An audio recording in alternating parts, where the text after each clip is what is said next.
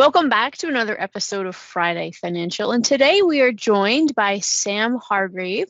Sam is the HR Generalist here at MHV. Hi, Sam. Hi, Mary Claire. Thanks for having me. Hi, everyone. Thanks for coming on. So, Sam, we're going to talk about an important issue, particularly, I would think, kind of like in this job climate. I feel like there's a lot of movement, and that's interviewing, which is pretty terrifying for, I would say, most, if not everybody who's going through the job process. Yeah. So let's dive into it. Like, what is the best way for someone to prepare for an interview?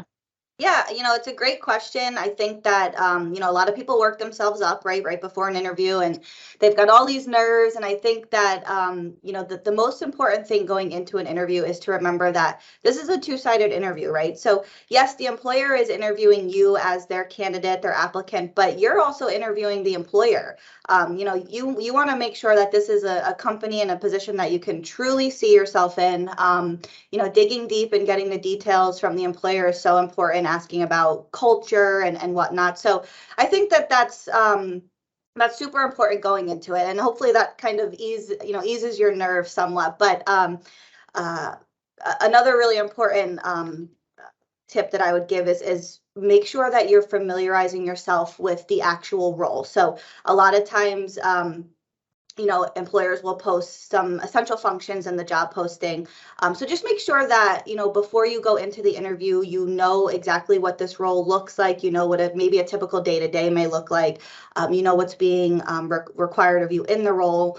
And then also, as far as preparation goes, make sure that you've mapped out your route to get to the location, right? You always want to make sure you arrive on time. You want to do your research about the company. So, look up all that you can.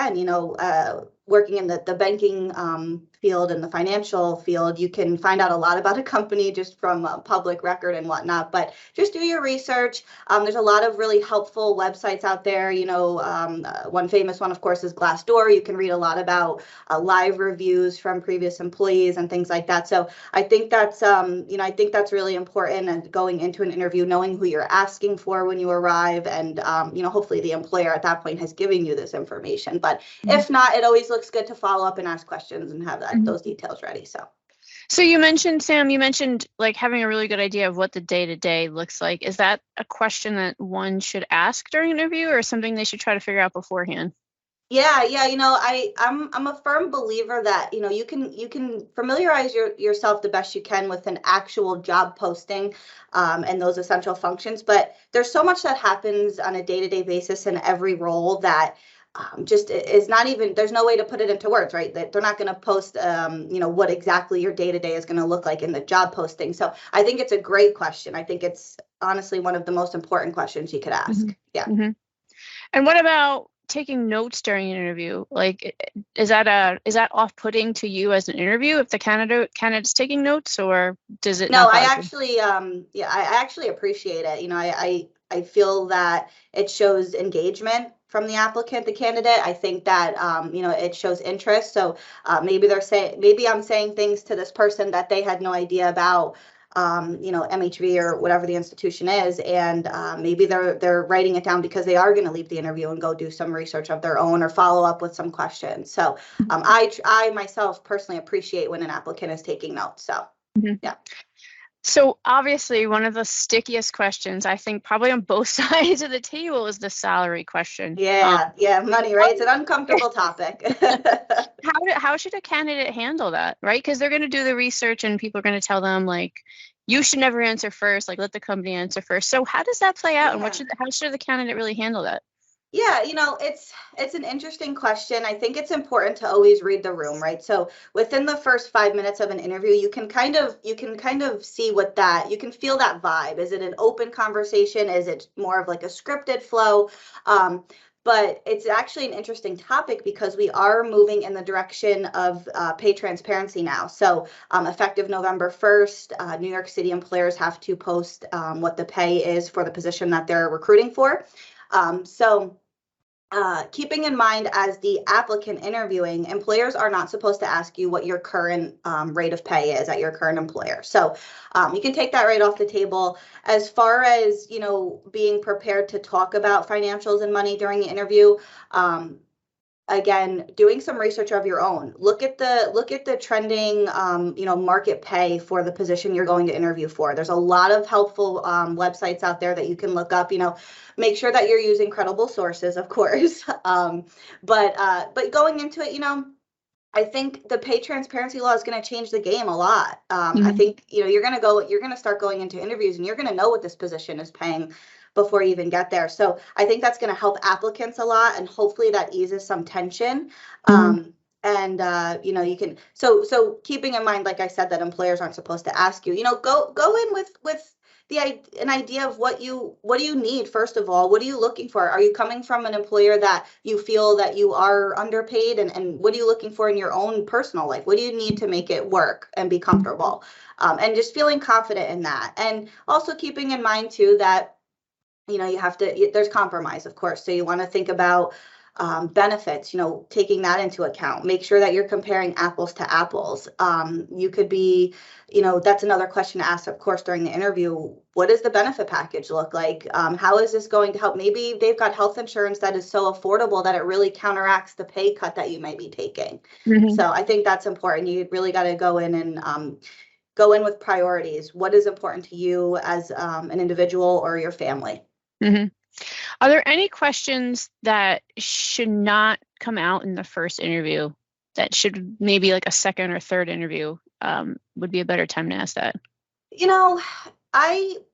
I think that, again, it's really about reading the room. So maybe your first interview, it's going on and it becomes more of an open conversation and it's just kind of flowing. And maybe you're getting into more of personal details about yourself and the interviewer. So it really depends. I've done a lot of interviews where money actually hasn't been talked about in the first session. And I actually think that a second interview is so important. I think at that point, the applicant's nerves hopefully have eased a bit. You hope so. So, sometimes you have a completely different conversation the second time around, and you get into, maybe that's when you get into some personals and whatnot. So I wouldn't say there's anything specific that you want to avoid. Again, it's really going to depend on the employer and you as the candidate, what you're comfortable with and how that interview is going. Right. I think we're seeing, and I don't have any statistics to back this up as just anecdotal, but I think we're seeing a lot of people change industries or change careers completely. So how should someone frame that? That talk of transferable skills. It can be hard and nerve-wracking to have a conversation with an HR representative when you don't feel like you really have apples to apples. Yeah, that's a great question. I think that the pandemic has just changed the world, right? But it also changed us as individuals, as job seekers, as current employees. It made us really reevaluate our lives and where do we see ourselves? What's our career plan? Of course, remote work changed the world. So a lot of people realized, hey, it's important to me to have that work-life balance, and maybe working remote 2 days a week really does fit into my personal life and my family's life. So, I think it's a great question. We're seeing it now more than ever. We get resumes for people applying for jobs that have never ever either worked in a bank or have done this role. So I think it's important to remember that we all have previous experiences. We've all worked in different roles, right? And so you'd be surprised how many skills you have that are actually transferable.